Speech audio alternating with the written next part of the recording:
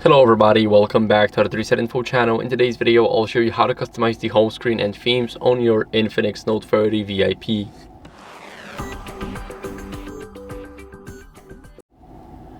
First, what you guys want to do is open up the themes. So here we just pinch our screen. Here we have the X theme. Here we have widgets, wallpapers. So we can customize it right here. First, we're gonna start off with the X theme. Here we have 4 choices. Of course, we can go and click more, and as you guys can see, sometimes there's just more, sometimes we have only the internal themes. So you can choose the MPower one. Now once you choose it, it will load, and we got it. So now we can also go for some widgets. We can customize it like system tools, for example.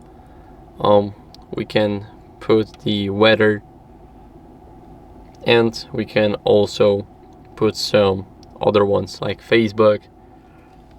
Here we can add it, and as you guys can see, this is working just fine. So here we have our weather and it is working. Now you can also go and change the wallpapers to any other ones. You don't need to go for the themes, but here we have it. Also the settings, we can customize it. We have the appearance. We can change the icon size to be a little bit smaller. Now the page turn effect, you can use the over slide, you can use the slide, or you can make the bigger grid.